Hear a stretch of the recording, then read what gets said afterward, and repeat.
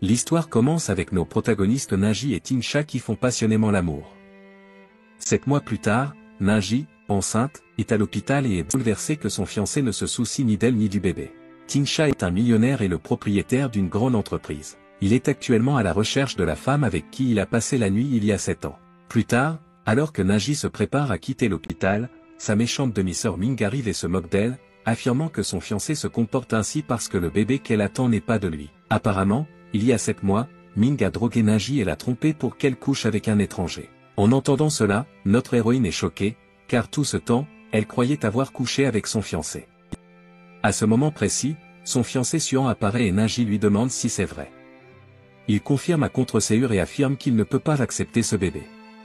De plus, ils auront leur fiançailles car il a décidé d'être avec Ming à la place. Les deux s'en vont main dans la main pendant que Naji est sous le choc. Plus tard, alors qu'elle rentre chez elle, une voiture l'approche et la renverse.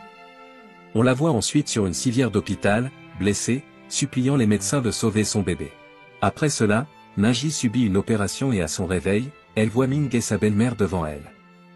Elle leur demande où est son bébé, mais elle rit et révèle que l'enfant n'a pas survécu. Ming ajoute qu'elle ne pourra plus jamais être mère à l'avenir.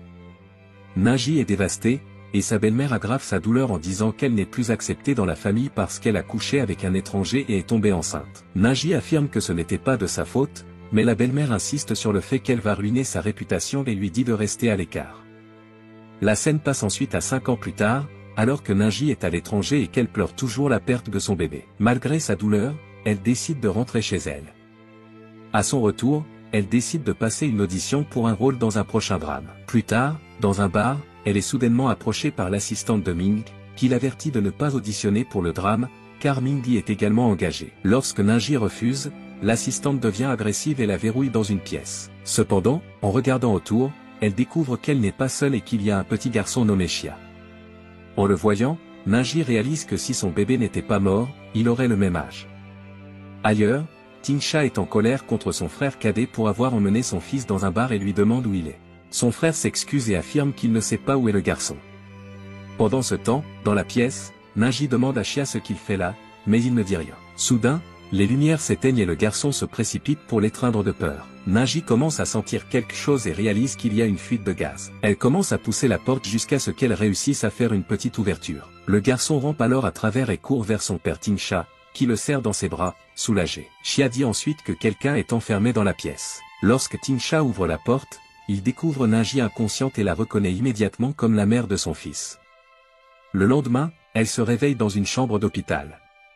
Quelques instants plus tard, Tingsha arrive et elle lui demande s'ils se sont déjà rencontrés. Il est ravi, pensant qu'elle se souvient de leur rencontre intime d'il y a des années. Cependant, elle se souvient seulement qu'il l'a sauvée la nuit dernière et le remercie. Après une brève introduction, Tingsha lui dit qu'il lui donnera tout ce qu'elle désire parce qu'elle a sauvé son fils. Naji lui demande alors l'opportunité d'auditionner pour le drame que sa société finance. Il accepte de l'aider, mais à une condition, elle doit l'épouser. En entendant cela, notre héroïne est sans voix et ne dit rien. Dès sa sortie de l'hôpital, Naji se précipite à son audition où elle livre une performance merveilleuse. Bien qu'elle n'obtienne pas le rôle principal, elle décroche un rôle secondaire. Plus tard, lorsque Ming apprend que sa sœur jouera dans le même drame qu'elle, elle devient furieuse et réprimande son assistante pour ne pas s'être débarrassée d'elle.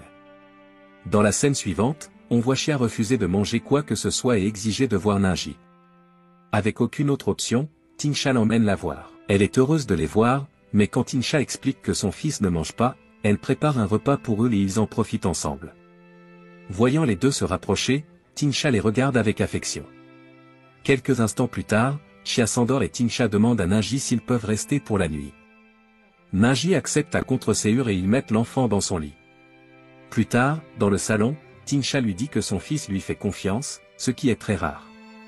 Quand elle lui demande pourquoi le garçon ne parle pas, il répond qu'il ne veut tout simplement pas. Tingsha révèle ensuite que son fils a une fois eu une dispute avec son grand-père, qui lui a dit que les enfants sans mère sont malheureux. Il change ensuite de sujet et lui demande quand elle prévoit de l'épouser. Naji répond qu'elle ne veut pas faire cela juste parce qu'elle a sauvé la vie de son fils. Tingsha lui suggère alors qu'elle veut peut-être simplement coucher avec lui sans se marier. Il insiste pour être son mari, mais elle refuse tristement, sachant qu'elle ne pourra plus avoir d'enfants, et s'en va.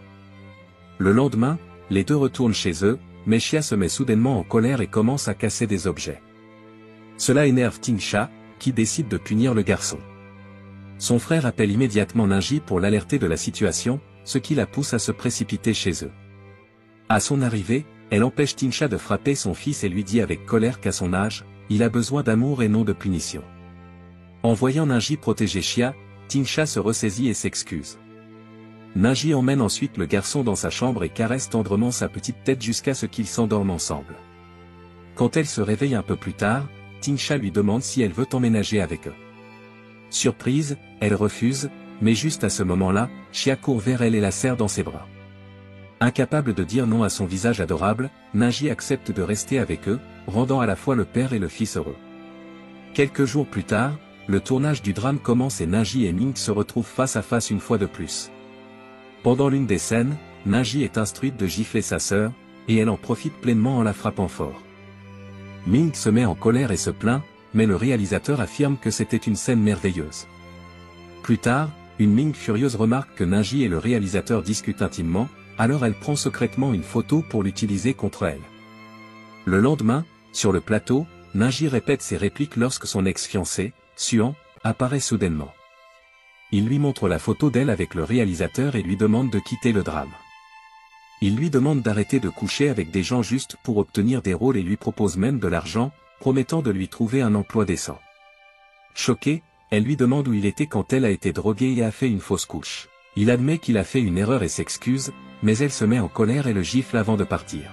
Ce soir-là, bouleversée, elle va dans un bar pour noyer son chagrin. Un peu plus tard, Tinsha arrive et la trouve complètement ivre. Il prend soin d'elle et la ramène chez elle. Alors qu'ils sont sur le canapé, elle l'embrasse soudainement, mais quand il l'arrête, elle lui mord la main et s'évanouit. Le lendemain matin, alors qu'ils prennent le petit déjeuner, Ninji remarque les marques de morsure sur sa main et lui demande comment cela est arrivé. Il lui révèle qu'elle est celle qui l'a fait, mais elle ne le croit pas. Cependant, lorsqu'il commence à lui raconter à quel point elle était ivre la nuit précédente, elle est embarrassée et s'excuse pour son comportement. Le lendemain au travail, plusieurs hommes se présentent en prétendant être des ex-petits amis de Ninji. Il s'avère que Ming les a envoyés pour lui nuire. En conséquence, la réputation de Ninji prend un coup, et ses collègues commencent à parler derrière son dos. Ming essaie de profiter de la vulnérabilité de Ninji et tente de la gifler, mais à cet instant, Tinsha intervient et l'empêche. Il met ensuite en garde Ming, lui ordonnant de rester loin de sa fiancée, ce qui surprend tout le monde. Le soir, Ninji répète ses répliques avec Tinsha, mais il est incapable de se concentrer, distrait par son apparence. Après avoir terminé, il lui demande à nouveau quand elle compte l'épouser, mais Ninji, très nerveuse, s'éclipse sans rien dire. Le lendemain, sur le plateau, des tensions apparaissent lorsque l'acteur principal quitte le drame à cause de la réputation de Ninji. Le réalisateur est anxieux et ne sait pas quoi faire, mais soudain, Tinsha arrive et propose de prendre le rôle. Grâce à cela, le tournage continue, et Tinsha conquiert le cœur de tous avec sa performance. Quelques jours plus tard, la mère de Tinsha, Madame Ching, arrive pour rendre visite à son fils et le félicite pour ses talents d'acteur. Au cours de leur conversation, elle lui conseille de trouver une épouse bientôt, car il ne pourra pas élever un enfant seul. En entendant cela, le frère de Tinsha lui révèle qu'il est déjà amoureux de quelqu'un. Madame Ching est ravie d'entendre cela et exprime son désir de rencontrer cette fille. Le lendemain, la tante de Tinsha vient lui rendre visite à son domicile en compagnie d'une jeune femme. Alors qu'il discute avec Madame Ching, Ninji arrive sans se douter qu'il serait là. En la voyant, la tante commence à l'insulter, la traitant de pauvre fille qui essaie de séduire un riche homme. Cependant, Madame Ching surprend tout le monde en offrant à Ninji un collier de famille, affirmant que son fils a choisi cette fille et qu'elle la soutient pleinement. Bouleversée par cette situation, Ninji précise qu'ils ne sont pas réellement en couple. Madame Ching répond que dans ce cas, son fils devra travailler dur pour la conquérir. Quelques jours plus tard, le père de Ninji arrive sur le plateau. Comme il favorise Ming, il se montre odieux envers Ninji. Il lui ordonne de cesser de harceler sa sœur et de se faire une vie. Il la menace même de la faire renvoyer du tournage, mais à ce moment-là, Madame Ching intervient et remet l'homme à sa place. Elle lui révèle qu'elle est la productrice de ce drame et qu'elle pourrait licencier Ming, qu'elle juge sans talent. Elle ajoute que Ninji est sa future belle-fille et qu'elle lui offrira même des parts de la société en guise de cadeau de mariage. Pendant ce temps, Tinsha a réuni toutes les preuves qui montrent que Ming a causé beaucoup de tort à Ninji et qu'elle a commis plusieurs crimes odieux. Désormais recherchée par la police, Ming kidnappe sa demi-sœur Ninji et l'emmène dans un endroit isolé. Elle accuse Ninji d'être responsable de sa situation désastreuse et affirme que tout aurait été mieux si Ninji était resté à l'étranger. Ming avoue également qu'elle est responsable de l'accident de Ninji il y a 5 ans. De plus, elle révèle que son fils est toujours vivant et qu'il n'est autre que Xia. À ce moment-là, il est révélé que c'était Tingsha qui avait trouvé Ninji après l'accident et l'avait emmené à l'hôpital. Alors que Ming s'apprête à commettre l'irréparable, Tingsha arrive sur place, la surprenant. Après s'être battu avec les hommes de main de Ming, il se précipite vers Ninji et la sauve. Peu de temps après, la police arrive et Ming est arrêté pour ses crimes. Suite à cela, Tingsha ramène Ninji chez elle, où elle enlace son fils en pleurs. À ce moment-là, Xia parle pour la première fois et l'appelle « maman », ce qui choque tout le monde. Plusieurs mois plus tard, nous voyons que notre couple est désormais marié et heureux.